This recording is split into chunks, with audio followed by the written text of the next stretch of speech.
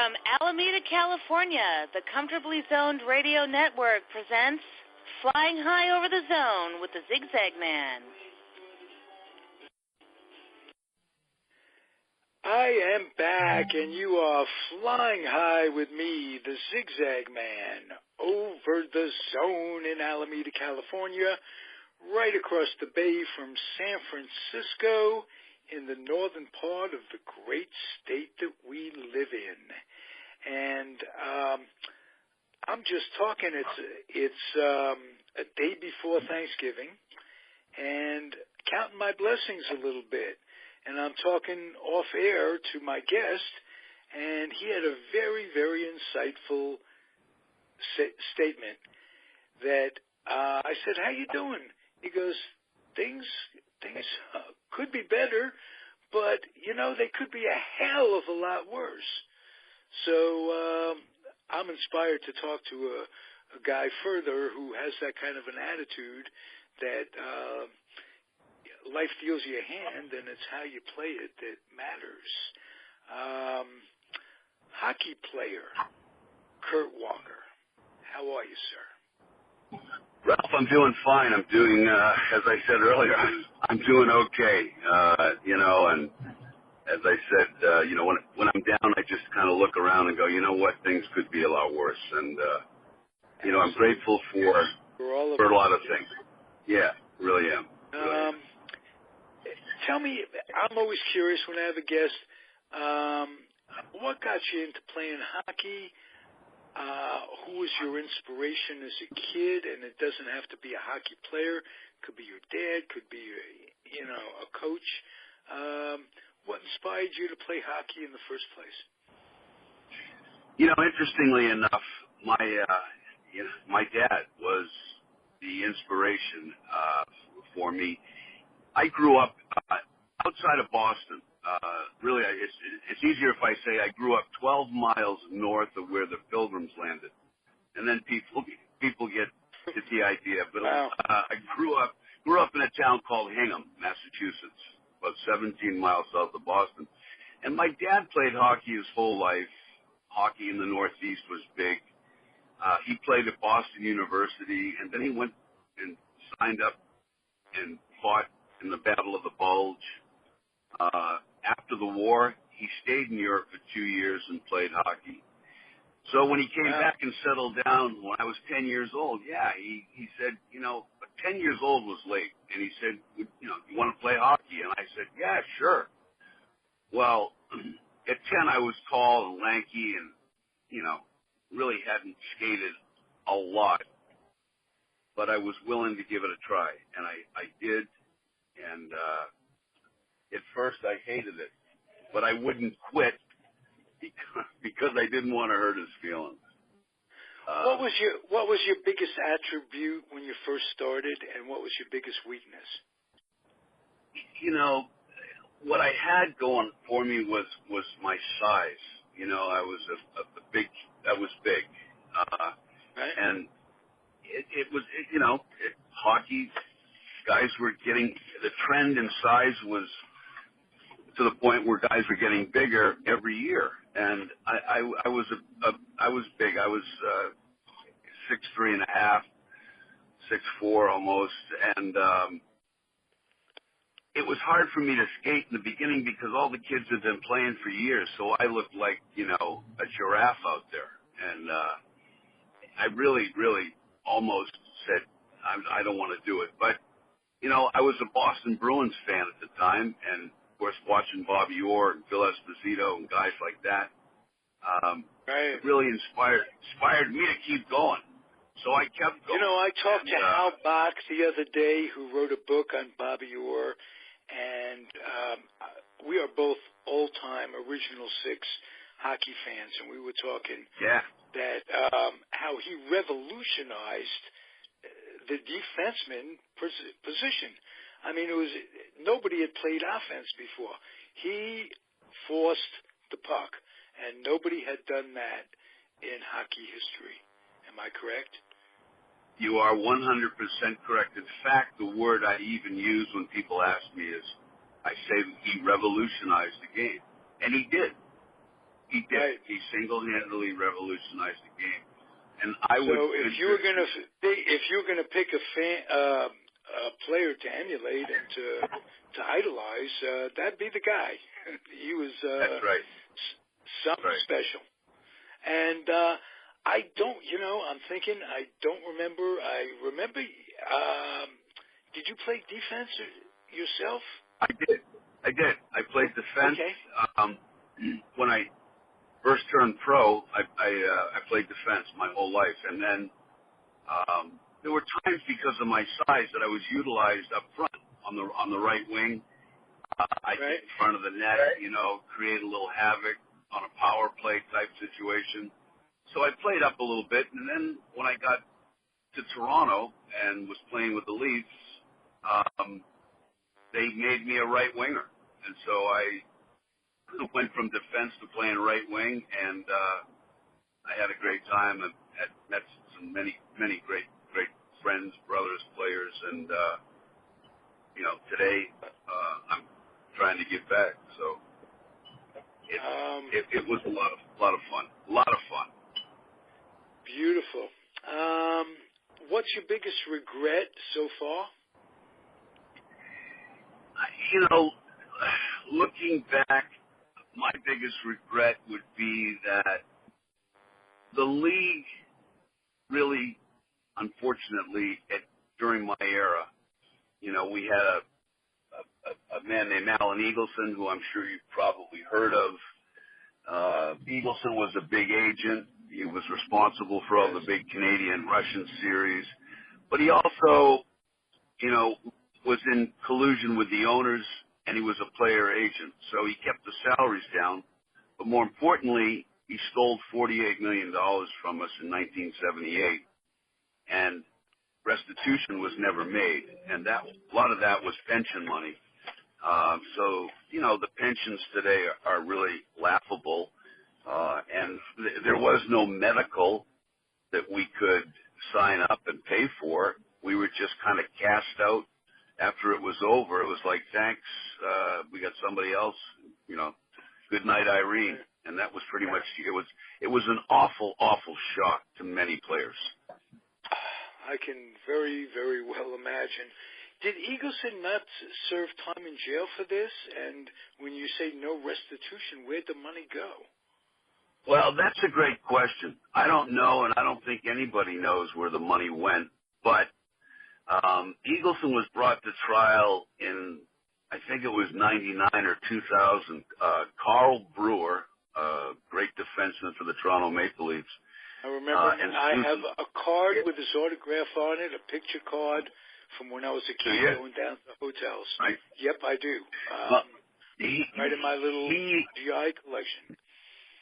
That's great. Well, he and his wife, Sue Foster, they brought Eagleson to court with the help of a writer up in New Hampshire, and his name escapes me. I apologize. Too many concussions on my end. But the bottom line was, Bobby Orr, he was Orr's agent, and Bobby was in the courtroom, as was Esposito, and a lot of players that were really very sour about, obviously, what he had done.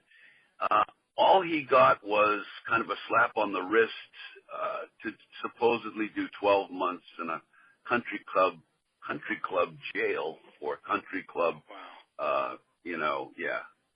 enclosure, which he did 6 months. And the money, we don't know where the money went. There was never any answers. He lives and still has. They didn't hold him accountable to come up with the money, or no. in return for such a low sentence, or anything. Yeah, no. And when you think of that, $44 million in 1978 was a lot of money. It's a lot of money now, but you would think a league today, last year the NHL profited $3 billion. You would think that they could help out and, do a little something, which they have done something, but to my knowledge, it's not to the magnitude of $44 million. So, Sure. guys, there's guys struggling out there. There really are a lot of guys struggling in a very big way. And so, one of the things they're struggling with, and Vivian Gentry, whom you and I both know, introduced me yes. to. Great. You both work for a nonprofit organization that helps protect folks who have been injured due to really a lack of proper headwear protection over the years. And not just that, there was no, when I was a kid growing up, players didn't wear helmets. That just came into being very recently. 1996. Was it? Yeah. Yes, it was. Yeah. Yeah, and the last player to play without a helmet was Craig McTavish. Whoa. Now that seems, given the state of injuries to players with helmets, imagine what some of these guys, the Eddie Shacks of my day, are going through. Now, God bless Eddie. As a matter of fact, he played for Toronto, as you know, and he was a real character, a fan favorite. But the concussion issues started really. Brent Boyd, who played for the Minnesota Vikings, I believe. I talked to Brent early on when he had started Dignity After Football, and I thought to myself, I need to reach out to him and talk to him and find out if he wouldn't mind if I started a Dignity After Hockey, because there was none. There truly was none. And, the concussion issue is a very big issue today. In fact, it's still in the courts. There hasn't been anything decided for the NHL. There has for the NFL. But the situation being that when you took a shot to the head or when you had a concussion, there wasn't the proper medical attention. Yes, the trainers wanted to help you, and the players, we wanted to get back in the game because we didn't want to look like he got hit in the head, so he couldn't go out and play. There was a little bit of peer pressure. Was there a doctor on the bench? No. Is there now a doctor on the bench? Or at least there is there's a doctor now always at every game. I believe they have orthopedic, neurologists. They have it covered very, very well, as they should. Back when I played in the 70s, but there's a lot of players that are really suffering today. So as a result, there is a class action lawsuit with several hundred players against the NHL to help some of the guys out. It's something that Brent started with the NFL and did a remarkable job, testified before Congress, gave me permission to start Dignity After Hockey, which, we've applied for our 501c3 several months ago. So, we're all, Vivian, Brent, myself, there's a number of people really doing the best they can to get the word out there so that people understand the real issues. Hear it from the players themselves, people that really know. Would you tell your story? Do you mind just sharing that? I don't mind at all. As I mentioned earlier, I love the game, and I started at a late age, and it's a funny story because when I was 14, in 4 years I had turned into a pretty good player, and I really dedicated a lot of my time and worked very, very hard to hone the sport that I love to play. And my dad and I went to a Bruins game one night, and sitting there was King Clancy and Harold Ballard. Harold was the owner of the Maple Leafs, and King Clancy was the vice president. And he introduced me to them, and, because all the fans knew who they were. And he said, my son, he's a hockey player. And they said, well, have him go to Tam O'Shanter, which was up in Ontario.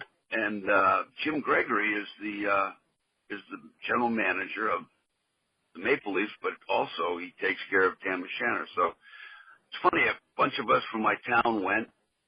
And after that meeting, as much as I love Bobby Orr and the Bruins, something hit me about wanting to play for the Toronto Maple Leafs. So that night I was real pumped up and inspired, and I told all my friends I was going to play for the Maple Leafs, and of course there were only about 4 Americans playing in the NHL at the time. So I got laughed at pretty good. Right. Now you're going up to play juniors, am I correct? Well, that was my goal was, at first I was going to go to a Division I school, which I started to, Northeastern University up in Boston.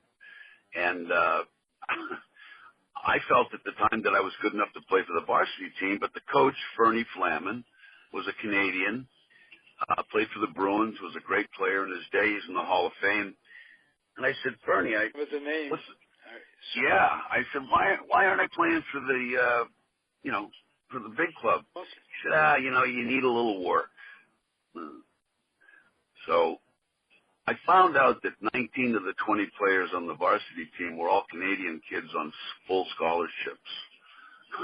So my chances weren't too good. So I said, you know what? At the end of the freshman year for me, I said, forget it. So I had arranged to try out to go to Kingston, Ontario, which had a junior team. They were just starting. It was their first year, and I got an opportunity to go up and try out. So I was all excited that summer, getting ready, and I ended up with a staph infection on my knee, and I let it go too long, and I ended up in the hospital for about 28 days. Toledo. Yeah. Wow. Yeah. They were going to amputate my leg. My dad said, no, is there anything you can do? He said, young and strong. And so they did the surgery, and they couldn't even suture it closed. They had to leave drain wicks in it to drain the infection. And my leg just atrophied to the point where all the muscle was gone. It was just a bone. And obviously I asked them, well, when could I skate again? And let alone walk. The doctor looked at me and said, Kurt, you won't skate again. You'll have a tough time walking. Well, finally I was released from the hospital, and there was no sports therapy back then. And I asked him, he said, well, get in a hot bath and bend your leg and break up the scar tissue and sit on the end of a bench and put some sand in a bucket and lift just do some exercises. Well, my left leg was huge and strong and healthy like a tree stump. My right was nothing. It was just a twig. So I learned to walk again. It took a month, maybe 2. Then I tried to just jog, just jog. And I'd fall and get up and try again. My goal was to jog between telephone poles. I wanted to just do from one pole to the other. And after about 2 weeks, I finally was able to do it. And then I wanted to do 2. So I did. And then I started, and I continued to work and build my leg up. And finally, I said, I want to skate again.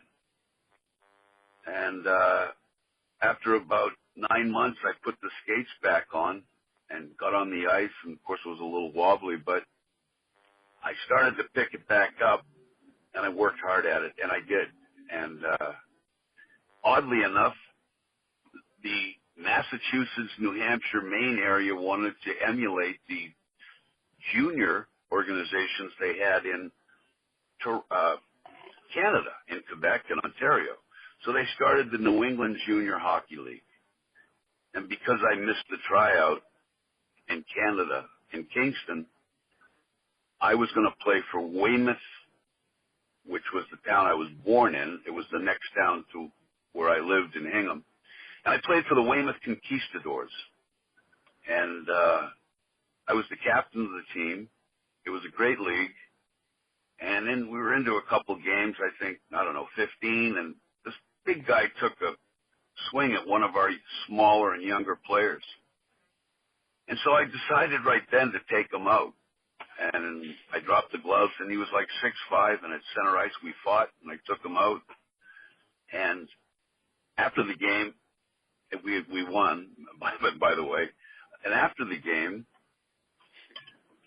there was a guy that came into the dressing room, and he was a scout. And I had no idea that there was a scout in the stands. And he told me they were looking for a player in Sherbrooke, Quebec, that they needed somebody tough. And because of what he just witnessed, my aggressive play and sticking up for my teammate, he wanted he wanted to know if I wanted to go to Sherbrooke. And I thought to myself, wow, is this really happening to me? I mean, I missed my opportunity to go to Kingston. I was never supposed to skate again. They were going to amputate my leg at one point. Now I'm being asked if I want to go to play in the Quebec Major Junior League, which was on par with the Kingston Canadians. Wow. So I went. Yeah, and they needed – it was a tough league and a very fast league, and some great hockey players have come out of the Quebec Major League. But I played, 32 games, half the season, I guess, and probably had as many fights. Let me ask you this. Who was the greatest player to come out of there that never made it for one reason or another? That was really great in that league that you would have thought, wow, he could have been something, or can't miss that. And who, I remember. And how come? Pardon me? I remember a player that I played with on that team, a great player, Dwayne Byers. And I always thought that that he would play in the NHL. He had all the stats, he had the moves, he had everything. And I think he signed a pro contract, but like many, he was one of many players whose dreams were to play in the NHL and never did. And I was fortunate enough to get the opportunity to go and play again and protect this team, which I did. And the GM had said to me, it's not just talent, it's the intangibles that are probably in hockey more than most sports. Intangibles are more important than anything, because statistics come from digging in the corners and stuff like that. So exactly, they don't show up on stats, is what I'm saying. But right, that's right. Goals come from that, and those are things very hard to quantify on paper. That's why hockey is very difficult to be a fan of unless you're right there. Exactly. You talk to people that TV because they follow the puck. And that's right. Yeah, you're 100% right. You're 100% right. It's hard unless unless you know the game inside and out. It's difficult to follow it on TV. It really is. So what was? However, you were just saying there's hundreds of guys and they're coming from all over, and this junior team feeds off into that. You go up.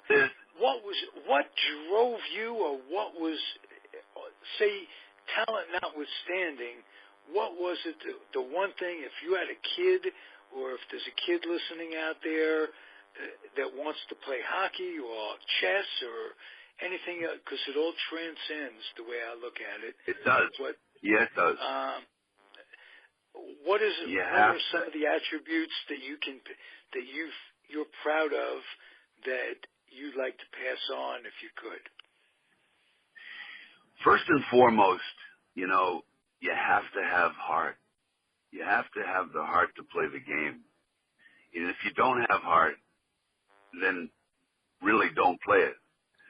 That's first and foremost. And then you have to have the dedication and the commitment and the right attitude, and you need to do things to live right, to commit to never quitting, never giving up what you set your sights on. And that's what I did. I just said, if you remember when I said going back, I wanted someday to play for the Toronto Maple Leafs. That was my goal, and that's what I set my sights on. And I used everything I had, every trick I knew, every moral increment of my body, my brain, and whatever it took to someday prove to everybody that I would become a Toronto Maple Leaf, and to be able to walk out of that locker room on my very first game and be able to see my dad standing there and with a tear in his eye and said, we did it. And you know what? That was the end result. We did do it. And that's exactly what happened. It doesn't sound like he drove you. He didn't drive you against your will like a lot of hockey moms do or whatever. You know what I'm saying? I do. Because you didn't get into it till you were 10, so he wasn't knocking you upside the head to play. No. And so you played it because you loved it, which makes a difference. It does. And you can't, as a parent, and I know this, you can't get your children involved in a sport and then you live through them. In other words, oftentimes you see parents at games and sporting events where they're actually living through their kids. You can't do that. You can't. You just have to let them play, and if they show the ability and the qualities that I spoke about and they have the heart, then you know what? They'll go somewhere. They're going to, because they're playing the sport that they love. And as I look back, as injured and beat up as I am, people say, well, if you had to do it over again, would you? And I look them in the eye and say, yeah, I probably would. I bet you would. I mean, I love the game that much. It was a lot of fun. A lot of fun. How did you adjust when you left the game in terms of competition? In other words, what do you do to the motor keeps running? You're not playing anymore. Yeah. No. Right? But I'm betting that when you get up in the morning, it's an adjustment to put it into gear in a positive manner. How long did that take, and what'd you go through? It took about 2.5 years, and I went through hell.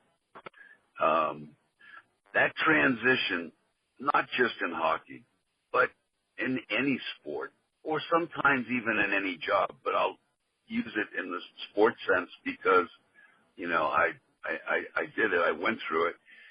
You have to realize that you're at the top of the game. You've made it all the way. You can't go any higher. You're being told when to show up and where. And, it's a very easy life. It's a wonderful life. It really is. But when it's over. You're going first class. You have fans. Yeah. Adulation. You get to leave your aggressions on the ice. Which brings me to the point that when I was a kid going down for autographs, being a fan, all sports, growing up in New York, hockey players were the most mellow guys. They just, because they got to do it, leave it all on the ice, like I say. And that's right. That's right. When you let it go, either verbally or, in you guys' case, physically, then it's done with. It's out. And people live a long time if they get shit out. Yeah, they do. I mean, Really? you When know, you internalize stuff, it'll make you nuts. it will. And you know, what happened on the ice basically stayed on the ice. You know, you'd see somebody that you fought at a game in a bar, and you'd send the guy a beer. I mean, we were a band of brothers. We are a band of brothers, and that's what drove me to do what I do now, and certainly, you know, what Vivian does and other people is. So what's your website, in case people get in touch with you? Yeah, sure. It's dignity after hockey .com and .ca for the people in Canada. And you know, it's a young site. We're just internet in getting Canada started. Now? You have internet up in Canada? I think they do. At least that's okay. At least I'm good. At least that's my what surprise. I'm hearing. You understand, right? It's Canada. Yeah, of course. But all right. I'm actually But you know, the whole thing is done. You know, we've been able to form relationships with some wonderful partners that allowed former players for the first time in 99 years to have access to health care, which was unavailable, believe it or not, for 99 years. And through our partner, the Society for Professional Athletes, which is run by Ben Galloway, his company and his website and his services allowed not only hockey players but athletes from all sports to be able to look and compare premiums and different health care plans, and it worked out perfectly. It took 3 years for me to get what I needed for the guys, but he was the one that came through for us on that aspect. So now, for the first time, guys, believe it or not, we're able to shop health care and even, and have it. And all we really wanted was the league to be able to help us facilitate a plan, which we would gladly pay for, but that never happened. So I decided I'd just do it on my own. So it wasn't on my own, believe me. I did some legwork and was fortunate to, meet with Ben and, through social media and through the wonderful technology we have today, Mike Ditka, his group is called the Gridiron Greats, and they reached out to us and asked us if we were interested in working with Premier Regenerative Stem Cell out of Denver. And I thought, wait, and they said, yeah, Premier would be more than happy to help former NHL players with any injuries, in terms of avoiding avoiding invasive surgery. So I got in touch with Kansas. Put it together. Mike Ditka, for anybody out there who's not an old geese like myself and doesn't remember Mike Ditka, not as a coach but as a player, he revolutionized, like Bobby Orr revolutionized defense. He revolutionized the tight end position in many ways. That's right. He was super on those Papa Hallis teams, George Hallis, Eddie Obradovich, it was just good years. So it must be cool to interact with Mike Ditka. Speaking of intense guys that gets things done. I mean, people that play at your level of competition in any field of endeavor have in common that they can complete things, that they don't just start things,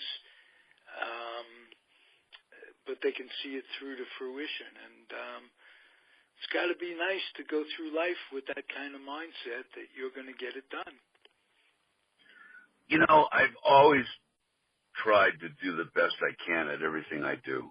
And I, you know, wanted to make sure that both of my children had the same, hopefully some of the same qualities that I had. And, you know, when I heard from Mark Lewis, who's one of the directors of the Gridiron Greats, and he actually had introduced me to Candace, who's the president of Premier, little did I know that already 130 former NFL players have gone through the Premier program up in Denver. And if you remember, and I know you do, Ralph, the great quarterback Don Horn, who Super Bowl II. Yeah. Don Horn played with Green Bay? That's right, yeah. Oh, he did? And I think, didn't he play? Yeah, he did. And I think it was from San Diego State. I'm not sure. And I apologize. That's just my memory, because I've spent several times nights with Don over a glass of wine and sharing stories.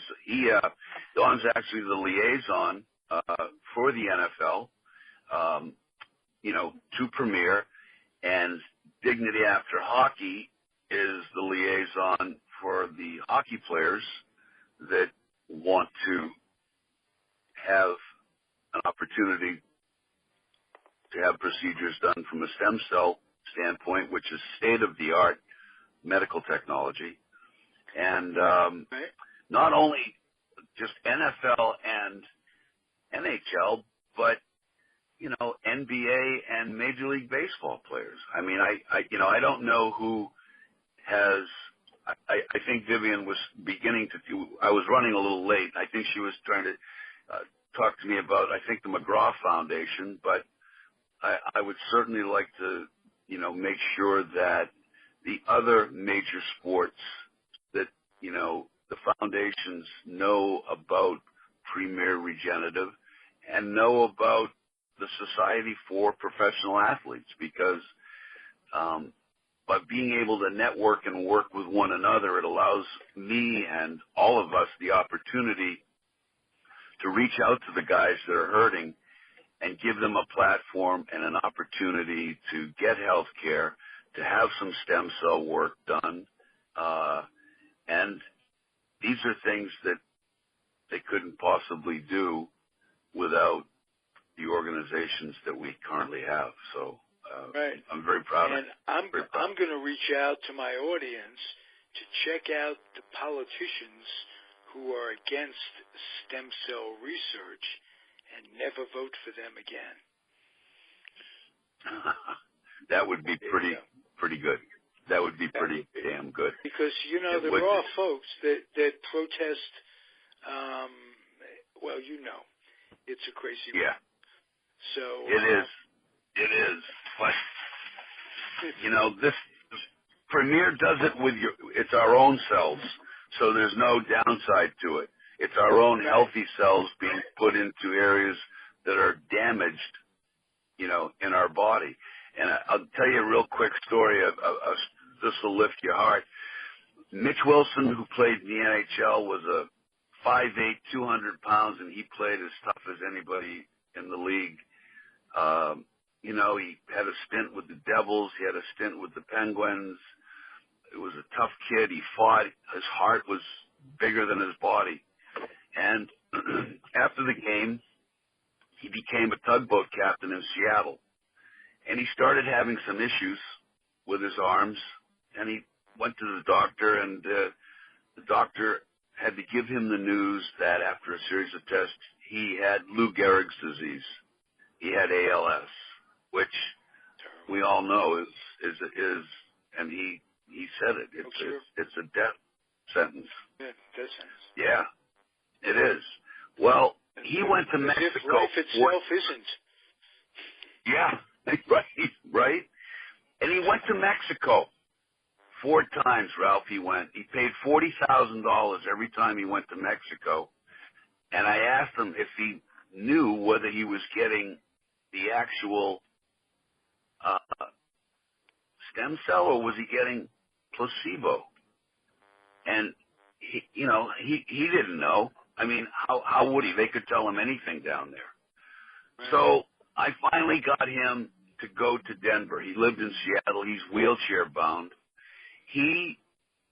And I'll just say this for the audience, for your, when we think, and you ask me how I was, and I live in chronic pain, but when I think, when I'm down, look around, and here's a story where Mitch is confined to a wheelchair now, and when he found out, he asked his girlfriend to marry him. She worked on the boats as well. He was a captain. I don't know what she did, and she accepted, knowing full well he had ALS.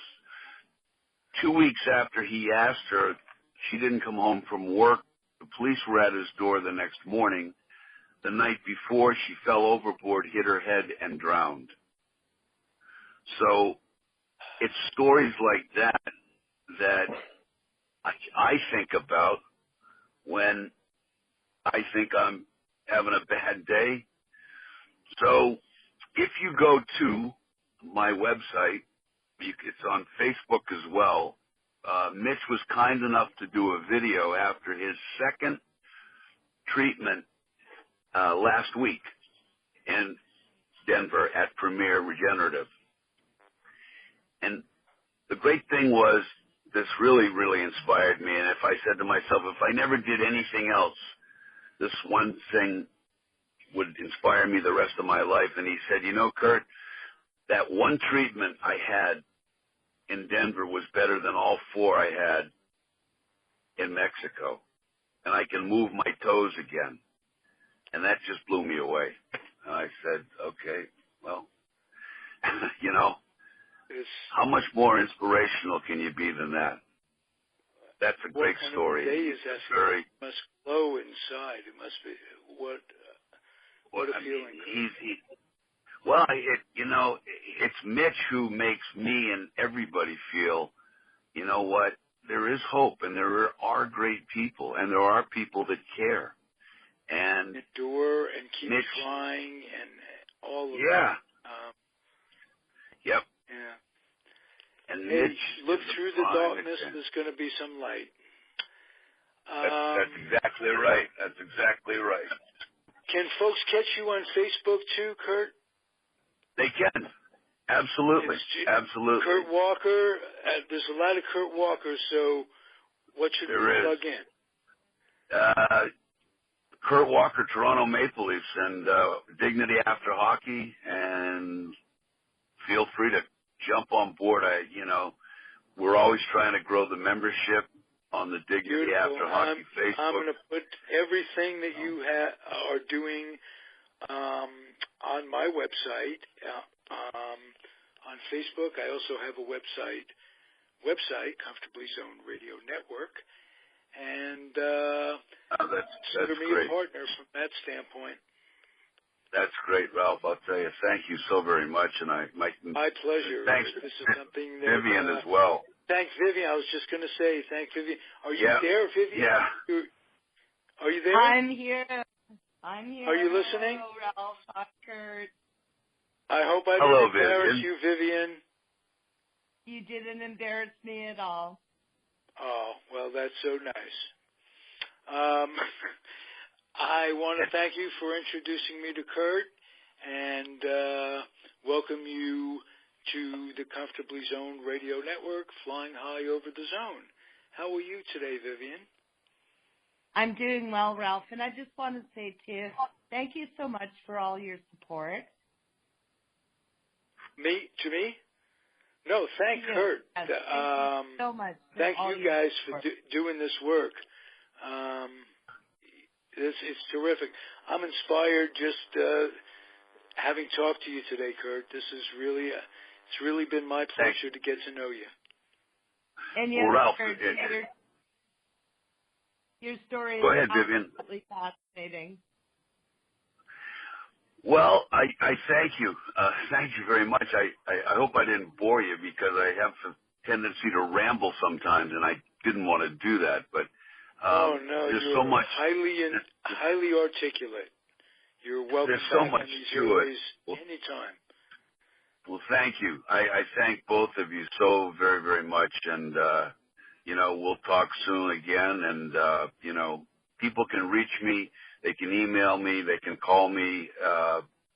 I'm available 24/7, and that's what I tell everybody.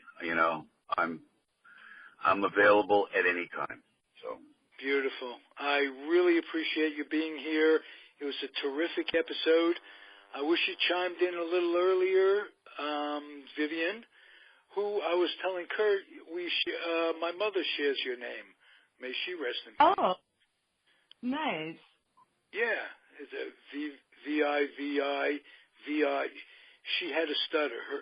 Her mom had a stutter. So it's V-I-V-I-V-I-V-I-V-I-A-N.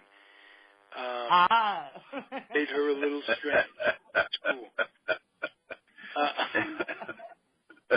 No, the whole family was a little strange, Kurt. You can understand because you're a hockey player. Hey, believe me, I think I can, Ralph. I think I can. Yeah, I just have one quick question too. Well, first I want to make sure that wish everyone a very safe and happy Thanksgiving. But more importantly, is it possible to get a copy of our conversation for my website? Oh, absolutely. I'll send you a link to it and on Facebook. Yeah. I can't reach you on Facebook. I'll send it to Vivian, and she'll get it to you. Absolutely. It'll be that would be great. Within the next week. That would be great. Thank you so very much. And thank you, Vivian, ladies and for all gentlemen, you this do. has been terrific for me. I'm just going to end the episode by telling everybody to hang in there and be inspired by today's guest. He was really super. And the woman that brought it, Vivian Gentry. Big hand, Vivian. Thank you. Thank you. Okay. We'll talk again really soon. Be well. Bye, everybody. Bye. Bye.